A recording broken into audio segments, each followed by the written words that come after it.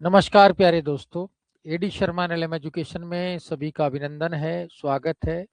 आप सभी से निवेदन है कि आप हमारी app AD Sharma LM education में जुड़ जाइए और भारतीय संविधान के बारे में आज हम गहन रूप से चर्चा करेंगे। विशेषकर भारतीय संवैधानिक इतिहास हमारा चल रहा है और आज हम 1909 के अधिनियम के बाद आज 1919 के अधिनियम पर चर्चा करेंगे, जिसने भारत के संविधान के विकास में एक महत्वपूर्ण भूमिका अदा की थी। तो उन्होंने, जैसे क्वेश्चन भी बहुत बार आता है कि 1919 के अधिनियम के बाद अगला कदम 1935 था और 1935 के बाद अगला कदम स्वतंत्रता ही होना था, कोई रास्ता नहीं बचा था। तो इसको लेकर भी आईएएस में भी क्वेश्चन आ जाता है कि भाई कि 1919 के बाद तो अगला कदम क्या था, 1935। अब 1935 के बाद अगला कदम क्या होना होगा, तो वास्तव में अगला कदम स्वतंत्रता ही होना था। तो ये अब ये क्वेश्चन क्या है, तो इस पर आप चर्चा करेंगे, मैं भी लास्ट में चर्चा करूंगा, लेकिन निवेदन है आप बने रहेंगे तो चर्चा संभव होगी और बड़ा आनंद के साथ काम करेंगे हम लोग। तो आप जैसा कि जानते हैं कि 1909 का अधिनियम आया। 1909 के अधिनियम का मेन उद्देश्य था कहीं ना कहीं अंग्रेजी शासन जो था उसमें जो गर्म गुट था उसको दबाना और उदार गुट को खुश करना और कहीं ना कहीं भारतीयों के बीच में विभाजन करना। ये विभाजन की नीति तो अंग्रेजों ने अपनी आगे भी जारी रखी 1919 के अधिनियम में भी। लेकिन उससे पहले एक बड़ी घटना हुई, वो है प्रथम विश्व युद्ध।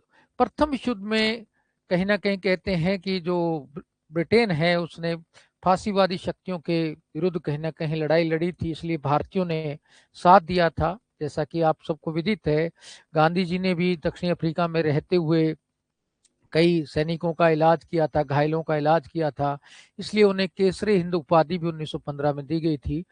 बाद में गांधी जी ने उपाधि जलियांवाला बाग कांड के बाद उड़ा भी दी थी, यानी कि लौटा दी थी।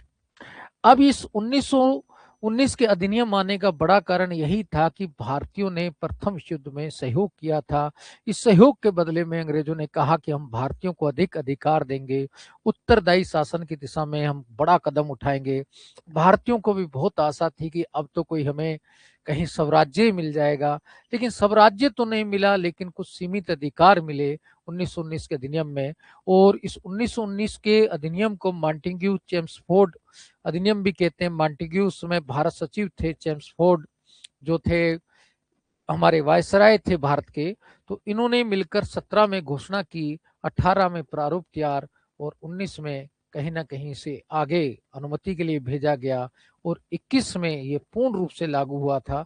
तो हम चर्चा करते हैं, आइए धीरे धीरे देखते हैं कि क्या क्या है भारतीय शासन अधिनियम 1919।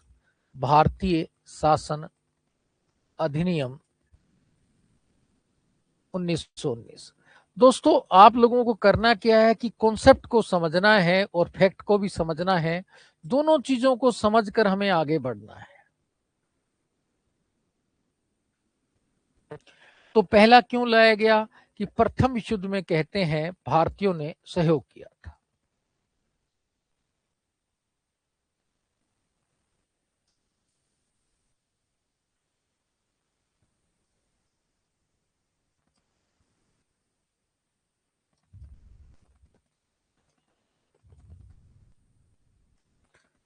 क्यों का जवाब तो ये हो गया। अब दूसरा है कि भाई कब लाया गया। अब इस कब के बारे में इसके लंबा एक हिस्ट्री है कि घोषणा 17 में हुई, ठीक है ना, और मई 1919 में ब्रिटिश संसद में पारित किया गया। 1919 में ही इसको क्राउन की सहमति दी गई और 1921 में लाकर लागू हुआ। तो अब इसका कब का जो है तो वो पूरा कब के बारे में ध्यान रखते हैं। कब के बारे में बहुत सारी डेट भी आपको ध्यान रखनी है। पहली डेट तो ये ध्यान रखनी है कि घोषणा कब की गई थी, 20 अगस्त 1917 को घोषणा।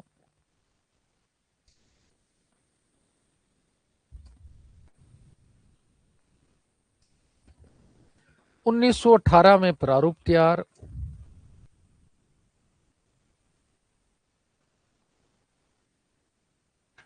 फिर मई 1919 में ब्रिटिश संसद में पारित।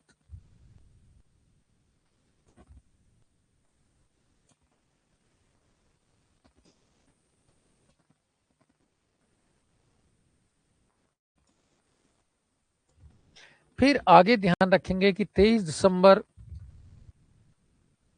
1919 को क्राउन की सहमति, राष्ट्र सम्राट की सहमति यहीं से लागू होना भी माना जाता है।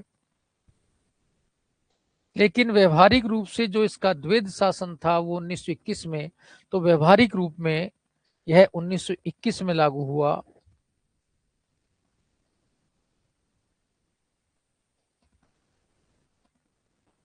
जुलाई 1921, 1 जुलाई 1921 कह सकते हैं, या जुलाई 1921 भी ध्यान रखें तो वो भी काम चलेगा आपके। तो व्यवहारिक रूप में लागू होना ये है भाई। वैधानिक रूप से लागू होने की सहमति तो यहाँ मिलते ही हो गया, लेकिन व्यवहारिक रूप में लागू कब हुआ? 1921 में, ये भी आपको ध्यान रखना है। ठीक है साथियों, आप लोग जुड़े हैं, बहुत अच्छी बात है। और जिनको गहन रूप से पढ़ना है वो जुड़ते रहते हैं, और जिनको पढ़ना नहीं है वो सोचते हैं बस ऐसे ही काम चल जाएगा, तो वो ऐसे नहीं चलता है। हर चीज को बहुत गहनता से पढ़ना चाहिए। और कहते हैं जो सरल चीज होती है, तो कहते हैं ना तैराकी डूबता है, तो थोड़ा सा क्या है, सावधानी के साथ देखें तो आगे अच्छे से काम करेंगे आप। तो अगला ध्यान रखना है कि उस समय भाई भारत सचिव कौन थे?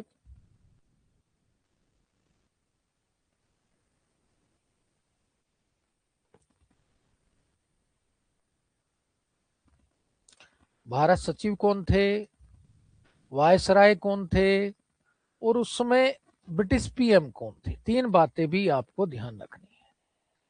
ये तीन बातें भी आपको ध्यान रखनी है, और ये ध्यान रखनी भी चाहिए आपको कि भाई भारत सचिव कौन थे? मॉन्टेग्यू।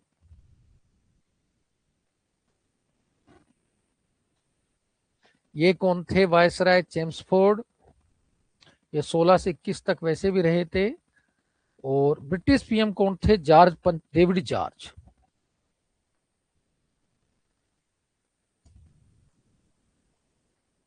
तो ये छोटी छोटी बातें आपको स्मरण रहनी चाहिए ताकि आप इसे आसानी से कर सकें।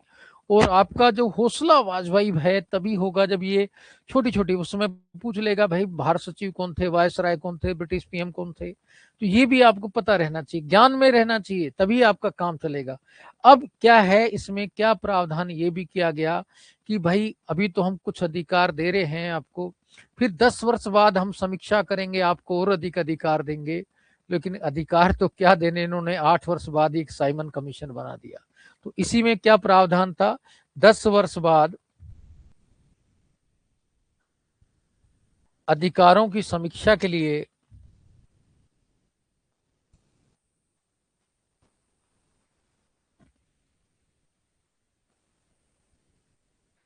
आयोग बनाया जाएगा।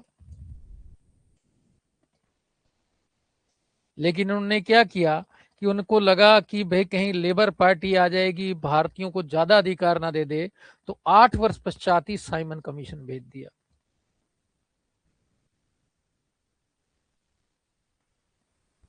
जिसमें एक भी भारतीय नहीं था, सारे अंग्रेज थे। भारतीयों के बारे में फैसला होना था, लेकिन सारे क्या थे?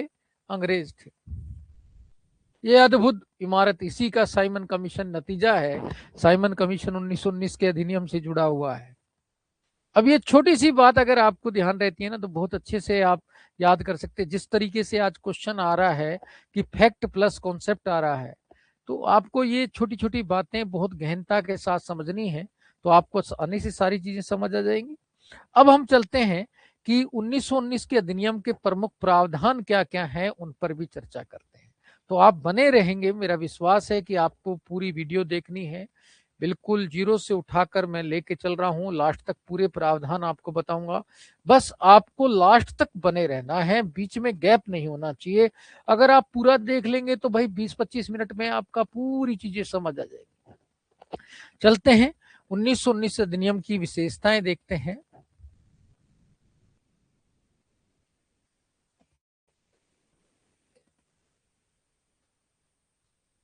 क्या क्या विशेषताएं हैं, आपको ये भी समझ आ जाएंगी क्या विशेषताएं हैं भाई।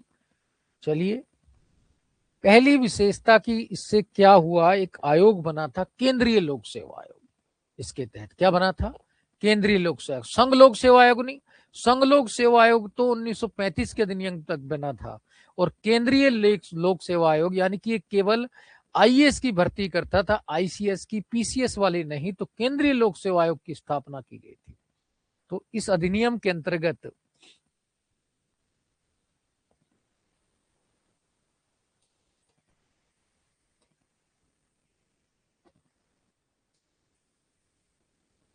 ली आयोग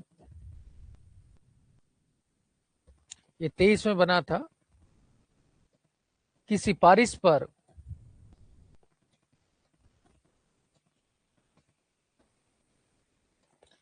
1 अक्टूबर 1926 को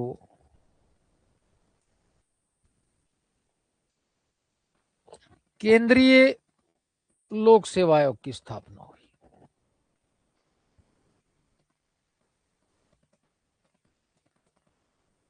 अब एक एक चीज को ध्यान से देखना है।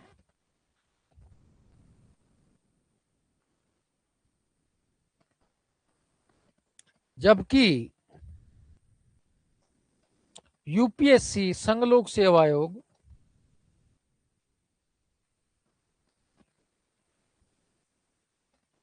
अब ये ध्यान रखना, आपसे केंद्रीय लोक सेवा आयोग पूछा है कि संघ लोक सेवा आयोग पूछा है।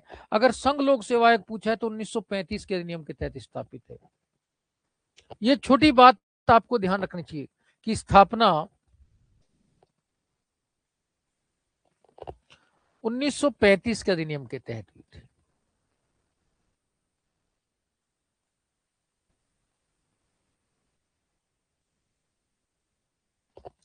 कोई भी चीज छूटनी नहीं चाहिए दोस्तों।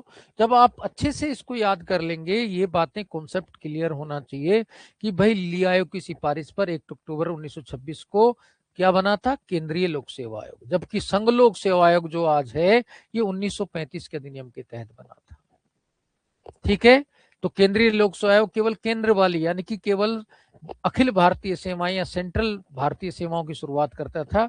इसमें बाकी राज्यों वाली नहीं ये काम करता था। ये आपको ध्यान में रखना है। अब हम चलते हैं, सेकंड प्रोविजन क्या है। इसमें कहा गया दूसरा, इसके तहत आईसीएस की परीक्षा भाई भारत में आयोजित की जाएगी। और अब पहली इलाहाबाद में हुई भी थी 1922 में। दूसरा प्रावधान,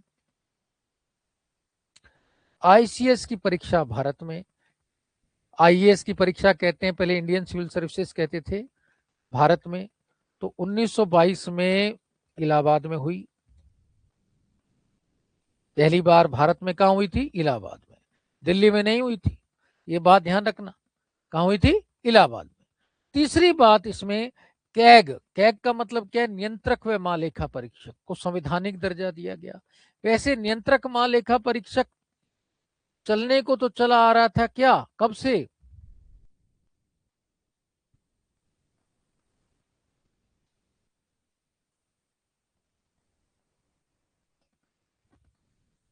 संवैधानिक दर्जा।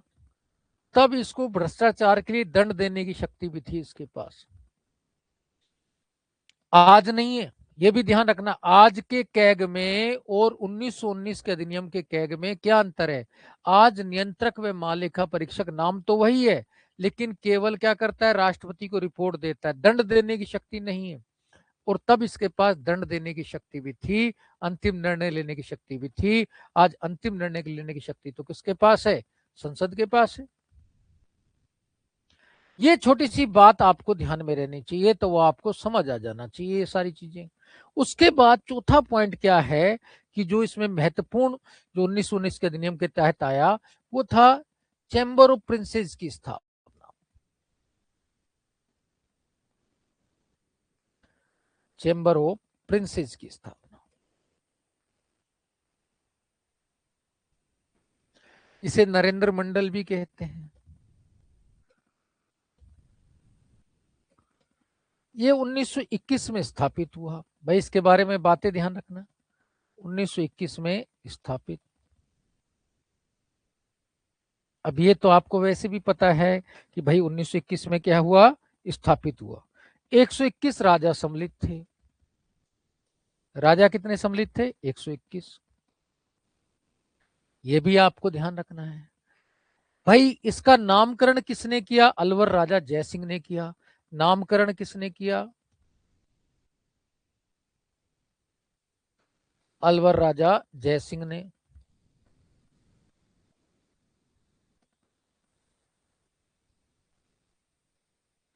पहले चांसलर कौन बने? बीकानेर के राजा गंगा सिंह।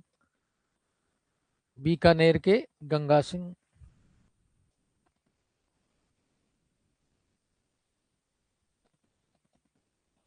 और भाई इसका अध्यक्ष किसको बनाया गया? अध्यक्ष थे लॉर्ड रीडिंग। अध्यक्ष कौन थे? अंग्रेजी था। अब ये जो फैक्ट है ये भी आपको पूरा पता रहना चाहिए। ये क्यों बनाया था ये तो आपको पता है कि आप डायरेक्ट वार्ता कर सकेंगे इकट्ठे ही राजाओं के बारे में साथ। अंग्रेज लोग अब किस तरीके से राजाओं के क्षेत्र में जो है कि काम किया जाएगा क्या नहीं किया जाएगा, यानी कि एक बड़े राजाओं के साथ पूरा बैठक करने का एक साथ ही पूरा व्यवस्था कर दी गई थी। कुल मिला के कोई राजाओं को अधिकार तो मिले नहीं थे तो वही कि बस वो इंटरफियर कैसे करना है क्या करना है पूरा भाई सलाह लेकर करेंगे। एक वही जो झूठी प्रणाली थी वही कामयाब होनी। बाकी तो राजाओं के साथ पहले जो डॉक्ट्रिन ऑफ लैप्स और सहायक संधि वाली नीति चली आ रही थी तो वही है। अब कहीं ना कहीं जब असहयोग आंदोलन आ गया, गांधी जी का प्रभाव देखने को मिल गया, तो अब उन्होंने थोड़ा राजाओं को अपने पक्ष में लेने के लिए इस प्रकार के हथकंडे शुरू कर दिए। क्योंकि अंग्रेजों की मेन नीति थी डिवाइड एंड रूल। अब वो चाह रहे थे कि ये राजा लोग तो हमारे साथ रहें, ये कहीं ना कहीं अब स्वतंत्रता आंदोलन में ना कूद जाएं, इसलिए अब उनको खुश करने का एक तरीका ये बना लिया। अब अगला देखते हैं कि अगला कदम क्या था कि इसके बाद इसमें लोक लेखा समिति की स्थापना की। मैं पेन बदल देता हूं। PAC, public account committee. अब ये लोक लेखा समिति जो होती है ना, सिंपल कैग की रिपोर्ट की जांच करती है, ये करती है, तो पब्लिक अकाउंट कमेटी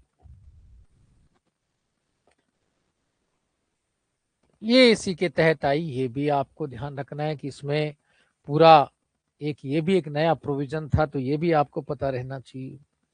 फिर इसमें क्या किया गया, तो आपको अगली चीज भी ध्यान रखनी है कि गवर्नर जनरल की परिषद की सदस्य संख्या 8 निर्धारित की गई, जिसमें से कहा 3 भारतीय होंगे। वहां तो 1 भारतीय का प्रावधान था, अब 3 भारतीय। तो गवर्नर जनरल या वायसराय, वायसराय कहें ज्यादा बेस्ट है, कि कार्यकारी परिषद में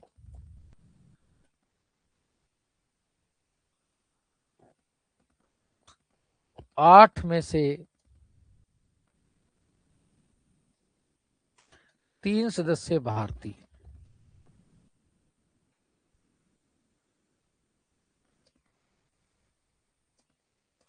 ये प्रावधान किया गया भाई देखो, अब भारतीयों को हम गवर्नर जनरल के साथ वायसराय के साथ बिठा रहे हैं। बिठाना तो क्या, जैसे भी काम करना था तो करना ही है, तो वो आपको ध्यान में रखना है। कुछ बच्चे जो हैं बहुत अच्छे हैं, कंटिन्यू क्लास कर रहे हैं, ठीक है ना।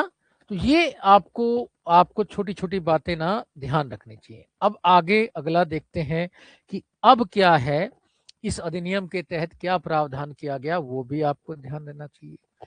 इसमें केंद्र में द्विसदनीय विधायिका, पहली बार केंद्र में द्विसदनीय विधायिका।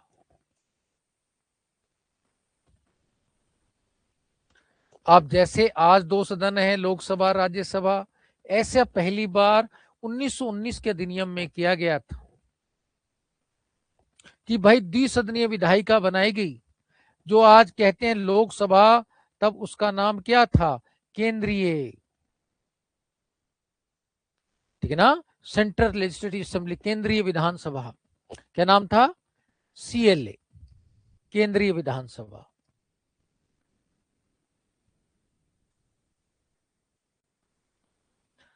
आज जो राज्यसभा हम कहते हैं जिसको, उसका नाम क्या था भाई? Council of state, सीयूएस।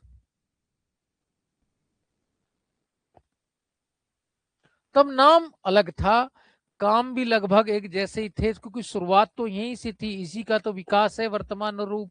अब आपको ये ध्यान रखना है कि पहली बार द्विसदनीय विधायिका कब आई थी? 1919 के अधिनियम के तहत। और गठन इसका कब? 21 में किया गया था, याद भी होगा। 21 में इसका पहली बार प्रत्यक्ष गठन हुआ था, और सर फ्रेडरिक वाइट पहले स्पीकर बने थे। स्पीकर कौन बने थे पहले? Sir Frederick Whyte. और पहले ये तो अंग्रेज थे। पहले भारतीय स्पीकर कौन से बने थे? विट्ठल भाई पटेल, 1925 में जाके बने थे। ये स्वराज पार्टी की जीत थी, जो सी आर दास और उन्होंने स्थापित की थी ना। तो ये कहीं ना कहीं आपको ध्यान रखना चाहिए, पहले भारतीय स्पीकर कौन बने थे? विट्ठल भाई पटेल। ये स्वराज पार्टी की देन थे। तो स्वराज पार्टी के प्रयासों के फलस्वरूप स्वराज पार्टी की सफलता में एक बड़ी सफलता यही है, उन्होंने पहला भारतीय स्पीकर बनाया केंद्रीय विधानसभा में। ये आपको पूरा ध्यान रहना चाहिए। अब इनमें संख्या क्या थी, इसकी संरचना क्या क्या थी, कार्यकाल क्या था, वो भी मैं बता देता हूं। इसका कार्यकाल तो 3 वर्ष था भाई, इसका 5 वर्ष था भाई उस समय। आज की तरह नहीं है। आज तो 5 वर्ष यहाँ है और यहाँ 6 वर्ष है। 1/3 सदस्य हर 2 साल बाद रिटायर हो जाते हैं, तब ये फिक्स था 3 वर्ष 5 वर्ष। ये ध्यान रखना है। टोटल मेंबर कितने थे? यहाँ 145 थे, यहाँ पर 60 थे। कितने थे? 60। ये भी आपको ध्यान रहना चाहिए कि यहाँ पर कितने थे, यहाँ पर कितने थे। जब आपको पूरी चीजें ध्यान रहेंगी ना, तो आपको बहुत अच्छे से समझ आएगा। तो यहां से क्वेश्चन भी अब आने लगा है। अब मैं आपको इसलिए बता रहा हूं कि आप जीके में पढ़ेंगे तो दिक्कत, और अगर आप पॉलिटिकल साइंस में पढ़ेंगे तो भी आपको ये पढ़ना पड़ेगा कि 1919 का एक्ट आपको पूरा आना चाहिए। अब मैं इसकी थोड़ी डिटेलिंग आपको बता देता हूं कि जो वास्तव में केंद्रीय विधानसभा है, सीएलए है, जिसमें 145 सदस्य थे और जिनका कार्यकाल 3 वर्ष था, तो इसमें कैसे कैसे पूरा किया गया था स्ट्रक्चर। ऐसे दूसरा काउंसिल ऑफ स्टेट है, यानी कि राज्यसभा के समान जो है, जिसके सदस्यों का कार्यकाल 5 वर्ष था, जिसमें 60 सदस्य थे। ये 60 सदस्य कैसे कैसे थे वो भी ध्यान रखना है। अब इनकी स्ट्रक्चर को आपको ध्यान में रखना है। मैं पेन बदल देता हूं, आपको थोड़ा सा ध्यान रखना है कि भाई क्या क्या है पूरा। अब इसमें 104 तो निर्वाचित,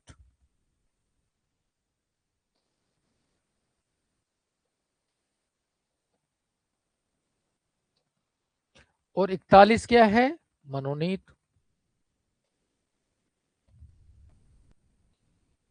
ये ध्यान रखना है। अब यहीं से क्वेश्चन पूछता है, अब 52 कैसे होंगे? जर्नल कैटेगरी के भाई, 52 तो जनरल। मुसलमान कितने होंगे? 30 मुस्लिम होंगे। अब ये पूछना शुरू कर दिया उसने, तो आपको ये पूरी स्ट्रक्चर आनी भी चाहिए। बस आप सोचते हैं यहां से पूछा ही ना जाए, ऐसा नहीं हो सकता। 30 मुस्लिम है, 2 सिख और 20 विशेष। सिख कितने थे? 2, और 20 विशेष थे। विशेष में यूरोपीय आंगल वगैरह सारा, क्योंकि इसमें सांप्रदायिक निर्वाचन प्रणाली का विस्तार किया गया था। तो सांप्रदायिक निर्वाचन प्रणाली में इसमें पूरा विस्तार था। तो सांप्रदायिक निर्वाचन प्रणाली में विस्तार किसकी विशेषता है? ये इसी की विशेषता है। इससे कि इसमें अब क्या क्या कर दिया गया कि पहले मुसलमान थे, अब मुसलमान के बाद सिखों को भी शामिल कर दिया गया। सिखों के साथ यूरोपीय आंग्ल भारतीयों को भी इसमें शामिल कर दिया।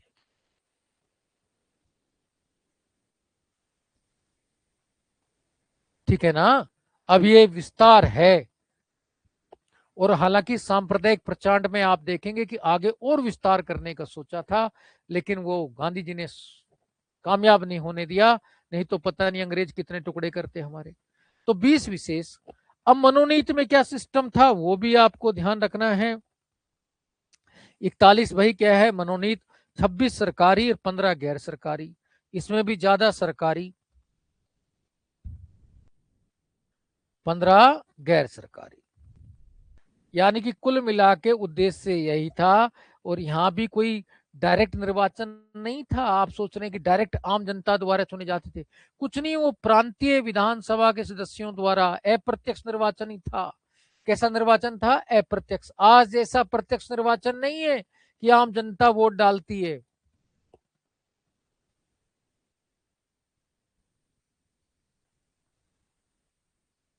अब इसमें प्रांतीय विधानसभा में पहली बार महिलाओं को वोटिंग दिया गया था, इसलिए कहते हैं इसमें पहली बार महिलाओं का भी कहीं ना कहीं प्रतिनिधित्व मिला। किसमें? सीएलए में। इसमें नहीं था, इसमें केवल पुरुष ही थे, इसमें केवल पुरुष ही थे। यह भी आपको ध्यान रहना चाहिए, इसमें केवल पुरुष ही थे। जो उच्च सदन था, इसको क्या कहते हैं? उच्च सदन, आज के राज्यसभा के समान। ये निम्न सदन, आज के लोकसभा के समान। अब ये तुलना कर करके पढ़ेंगे ना तो आपको याद रहेगा। अब थोड़ा लोकसभा की राज्यसभा की तुलना कर लीजिए, लेकिन आप लोगों के पास टाइम कहाँ है, मकर संक्रांति बना रहे हैं हम तो, ठीक है ना लक्की यादव बेटा। तो नमस्कार सभी को, नमस्कार। तो ध्यान रखना है दोस्तों कि बच्चे कि भाई इसको आज से तुलना करो लोकसभा राज्यसभा से, फिर देखो, फिर आपको याद रहेगा, एक बार डिस्कस कर लो। तो भाई 104 निर्वाचित, 41 मनोनीत थे, 52 जनरल थे, 30 मुस्लिम थे, 2 सिख, 20 विशेष हो गया यहाँ पूरा। यहाँ 26 सरकारी, 15 गैर सरकारी। ये भी कैसे थे इसमें भी ध्यान रखना है। इसमें क्या थे? 34 निर्वाचित थे भाई, ये निर्वाचित थे, और 26 मनोनीत थे। अब आप ध्यान पूर्वक देखेंगे ना तो समझ आता है कि भाई इसमें क्या है, 20 जनरल, 20 तो जनरल के, ठीक है ना, 10 मुस्लिम और 3 यूरोपीय और 1 सिख। सिख एक ही होगा भाई निर्वाचन में। तो अब मनोनीत में तो ज्यादातर क्या लेते थे? सरकारी को। गैर सरकारी भी जो चापलूस होगा उसमें जाति धर्म नहीं, वो अपने हिसाब से ले लेते थे भाई। 26 मनोनीत में भी क्या है, 20 सरकारी, ज्यादा सरकारी मैंने कहा ना, और 6 गैर सरकारी। लो भाई, ये स्ट्रक्चर थी उस समय। अब ये स्ट्रक्चर आपको ध्यान रहनी चाहिए। अगर आपको ध्यान रहेगी ना तो आप अच्छे से इसको डील कर पाएंगे। तो आपको ध्यान रखना है, मेरी तरफ से मकर संक्रांति की शुभकामनाएं। लेकिन साथियों, पढ़ना बहुत जरूरी है, इन एक्टों को समझना बहुत जरूरी है। ये जीएस के पॉइंट ऑफ व्यू से भी आपके लिए कामयाबी है। अगर आप इसको समझेंगे, जीएस में भी क्वेश्चन अच्छा होगा। आप कोई भी प्रतियोगिता परीक्षा की तैयारी करते हैं तो इसको ध्यान पूर्वक समझें। अगर आज मैं कहता हूं कांस्टेबल में भी ये पूछने लग गए, और बड़े एग्जाम तो क्या कहें, एसएससी कांस्टेबल में भी इन अंदर से क्वेश्चन आने लग गया। तो आपको थोड़ा सा सावधानी पूर्वक देखना है। अब इन सदस्यों के पास क्या क्या अधिकार था? पहले आपने पढ़ा था कि 1892 में जो है कि भाई प्रश्न पूछने का अधिकार नहीं था, पूरक प्रश्न पूछने का अधिकार नहीं था, केवल प्रश्न पूछ सकते हैं। 1909 के अधिनियम में प्रश्न पूरक प्रश्न का अधिकार भी दिया गया। अब इसमें थोड़ा सा आगे बढ़े, तब क्या है, बजट पर चर्चा को तो अधिकार दिया गया, मतदान का अधिकार नहीं दिया गया। तो इसमें और अधिक कहने को बताया गया कि अधिकार दिए गए। आज जैसे अधिकार नहीं है, ये पहले सुन लेना। लेकिन फिर भी कुछ ना कुछ शुरुआत हो गई थी। वो शुरुआत क्या है बस देख लीजिए उसको, कि इस अधिनियम के अंतर्गत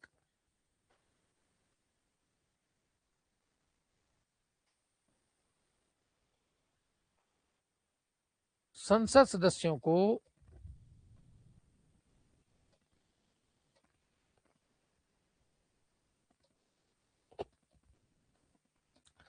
प्रश्न पूरक प्रश्न के साथ साथ, ये तो पहले से ही मिल रहे थे,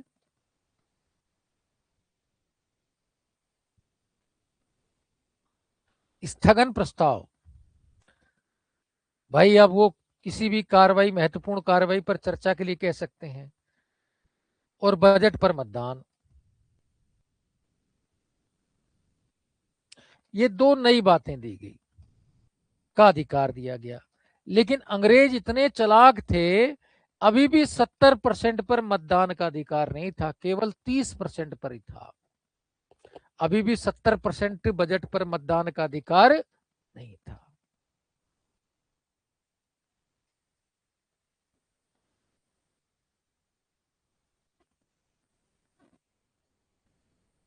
अधिकार नहीं था, इतने चालाक थे।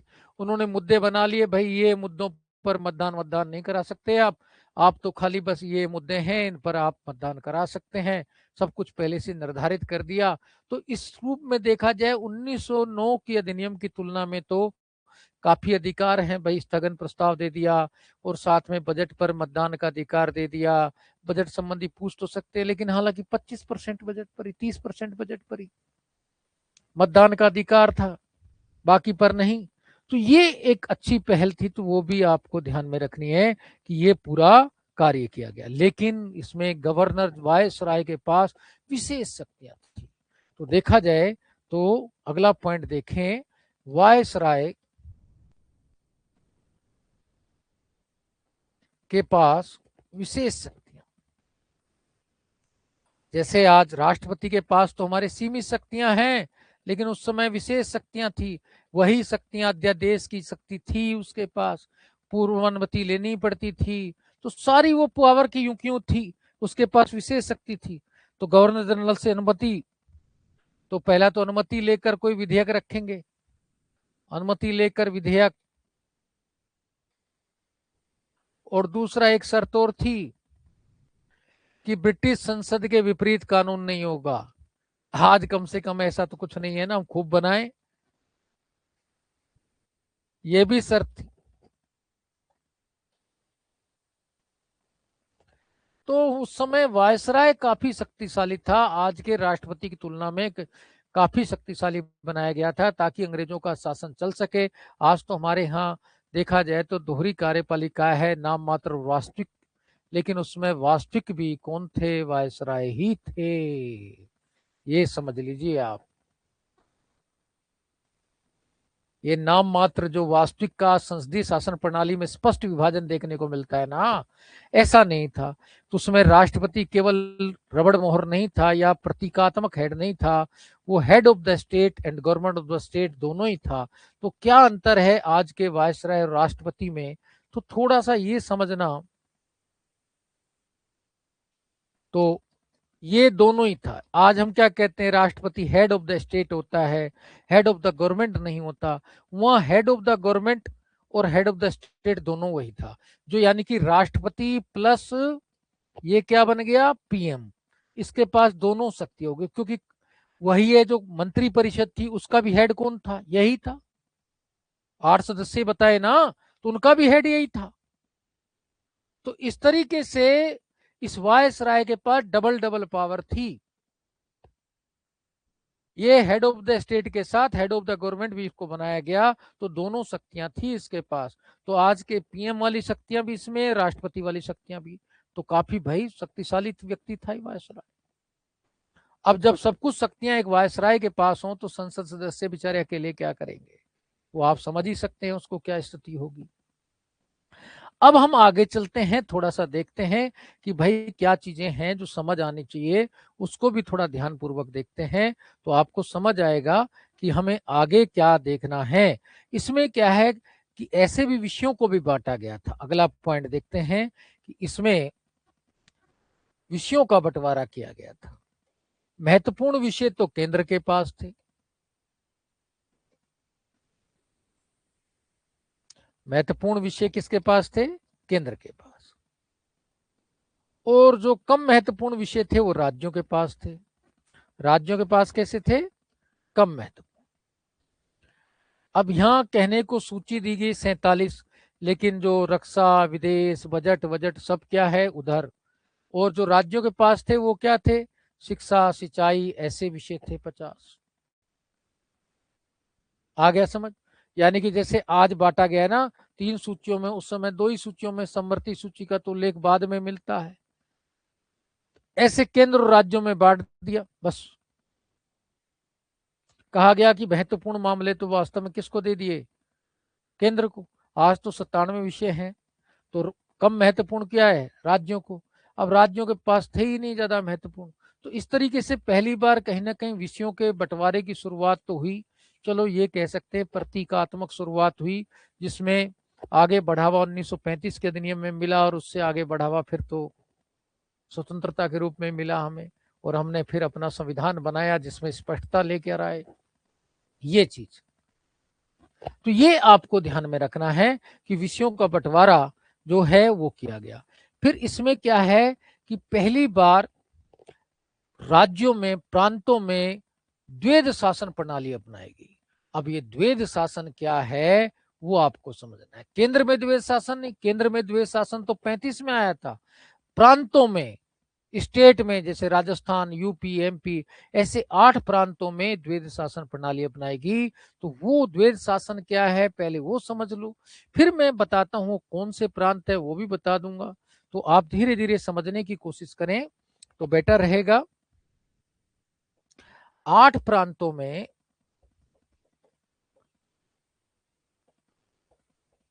द्वैध शासन, वो 8 प्रांत कौन से मैं भी बता दूंगा, पहले द्वैध शासन समझ लेना। द्वैध शासन को थोड़ा सा आप डिटेल में समझना कि इसमें क्या किया गया। विषयों को 2 भागों में बांटा गया। तो एक तो कहा गया आरक्षित विषय, एक अनारक्षित विषय, हस्तांतरित विषय, आरक्षित विषय और एक अनारक्षित या हस्तांतरित विषय, ऐसे बांटा गया राज्य सूची के विषयों को। किसमें? ये जो राज्य वाले विषय थे ना, इसको भी 2 भागों में बांट दिया गया। ये 50 थे ना जो मैंने अभी बताया, इसको भी 2 भागों में बांट दिया इसमें। अब जो महत्वपूर्ण विषय थे जैसे सिंचाई, व्यापार, छापे खाने, तो सिंचाई है, व्यापार है, उद्योग है, छापे खाने हैं, पुलिस है, ये तो क्या बनाया गया? आरक्षित में। और ये सीधे किसके अंडर में रहता था? गवर्नर के अंडर में। जैसे आज राज्यपाल के अंडर में ना, ऐसे। तो ये सीधे गवर्नर के अंडर में, गवर्नर या गवर्नर से जुड़े हुए लोगों के अंडर में। अब भारतीयों को कौन से दिए गए? हस्तांतरित, जैसे शिक्षा, स्वास्थ्य, सफाई, कृषि।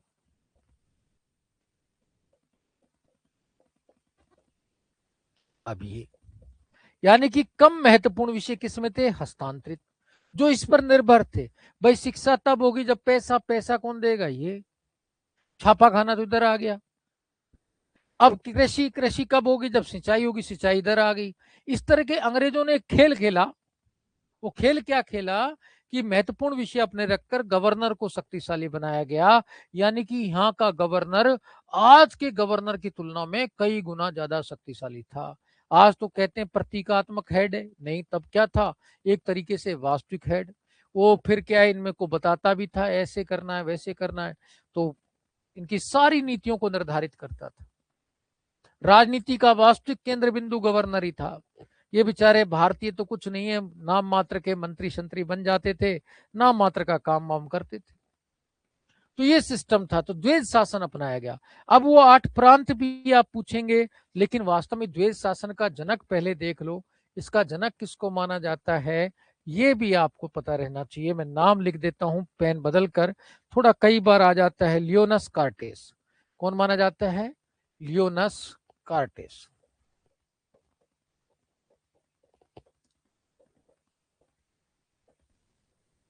को वेद शासन का जनक माना जाता है। तो ये भी आपको ध्यान रहना चाहिए।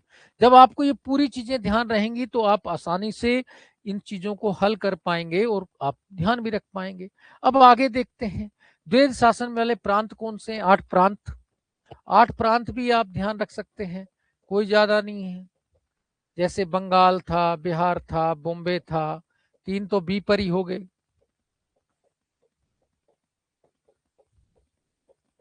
उड़ीसा था, केंद्रीय प्रांत कह सकते हैं, संयुक्त प्रांत।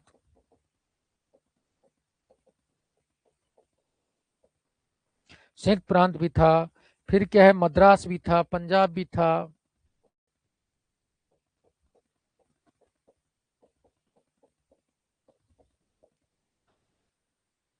ठीक है ना, असम भी लिख लो।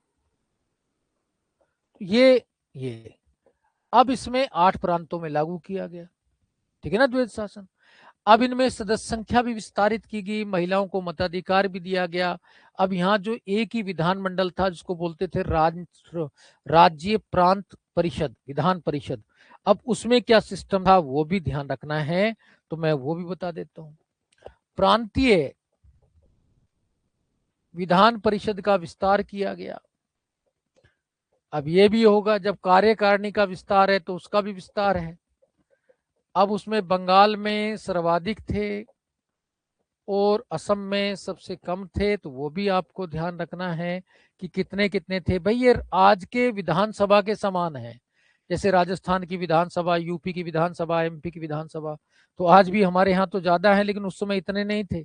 यहाँ पर बंगाल में जो थे 140 थे भाई, असम में सबसे कम थे 53, लेकिन इसमें से 70% ही निर्वाचित थे, 30% तो मनोनीत ही थे, पूरे निर्वाचित नहीं थे।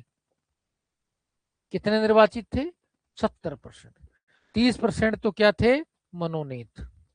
30% सदस्य मनोनीत होते थे, जिसमें से 20% सरकारी और 10% गैर सरकारी।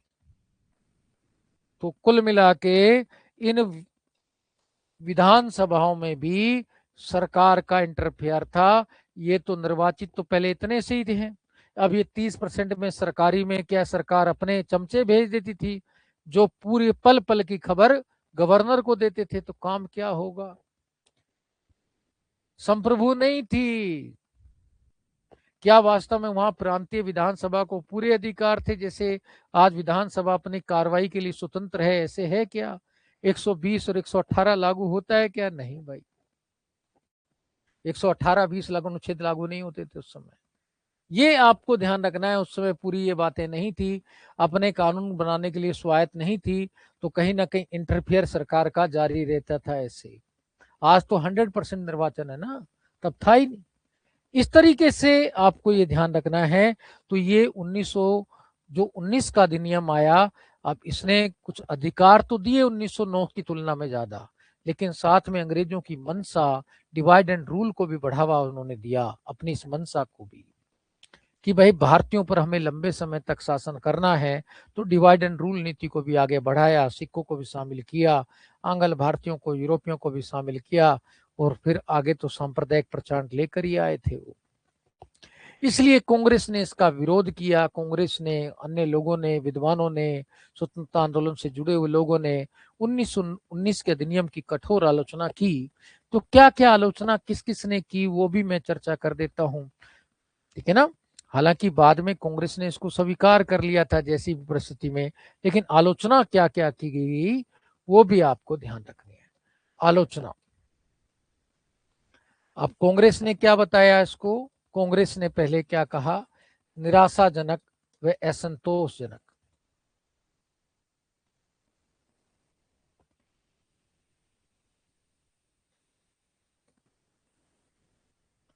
व असंतोषजनक,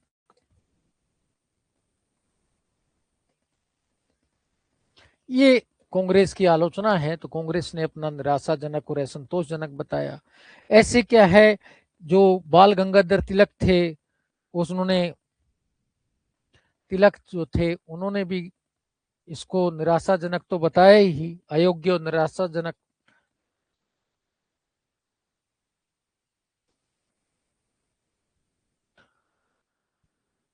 साथ में कहा धूप रहित सुबह,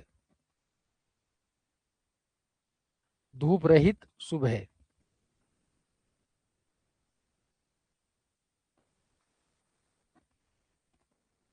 यानी कि विदाउट सनराइज मॉर्निंग, धूप रहित सुबह। आज जैसे सर्दियों में चल रहा है ना धुंध वाली, तो ये वाली स्थिति उन्होंने कहा, तिलक ने भी आलोचना की। और जो एनी बेसेंट ने कहा कि ये अंग्रेजों द्वारा देने योग्य के नहीं थे और भारतीयों द्वारा स्वीकार करने के योग्य नहीं। एनी बेसेंट ने क्या कहा कि अंग्रेजों को देने योग्य नहीं है,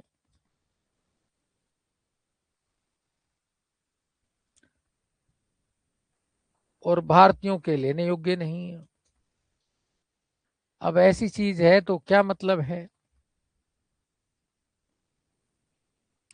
फिर सुरेंद्र नाथ बनर्जी वगैरह तो बहुत ज्यादा नाराज ही थे, उन्होंने भी इसकी आलोचना की, है स्वीकार्य कहा। तो सुरेंद्र नाथ बनर्जी वगैरह ने तो बाद में अलग लिबरल कांग्रेस भी बना ली थी। जब कांग्रेस ने स्वीकार कर लिया तो इन्होंने क्या किया, इन्होंने अलग लिबरल कांग्रेस भी बना ली थी। तो कांग्रेस ने जब स्वीकार किया तो इन्होंने क्या किया,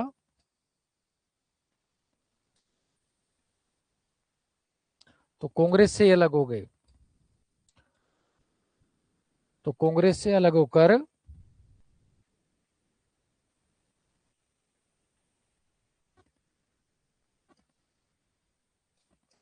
लिबरल कांग्रेस बना ली थी।